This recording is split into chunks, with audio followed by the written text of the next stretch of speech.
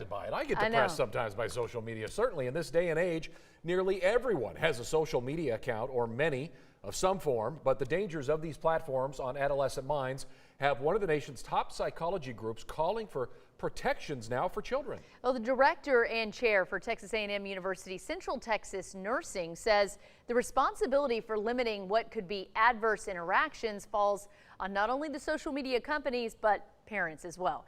6 News reporter Mike Rogers spoke with her and joins us now live in the studio. Mike, what did she say about the psychological impact that these apps can have?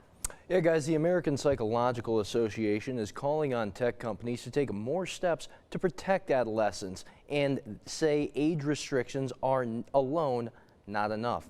A&M Central Texas Director of Nursing Amy Murciowski says the apps alone have become an addiction for many teens, and the dopamine rush of likes, shares, and interactions can lead to those with undeveloped frontal cortexes of the brain to places they shouldn't be.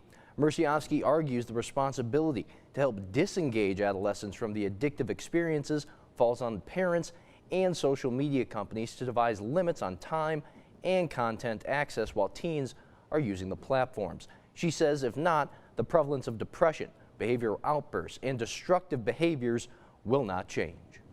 If you have to think about it, is this okay to do, then you probably shouldn't do it. And if kids have a doubt, they need to be talking to their parents or someone they trust. And that's one of the points of having that AAP social media plan in place and having those rules in the home. If you start those ground rules earlier, it helps a lot later.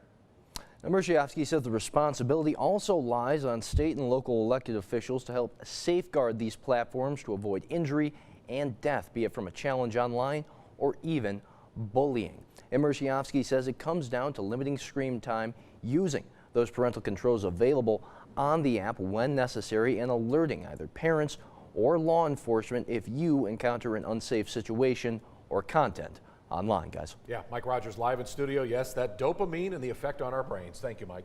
Meanwhile,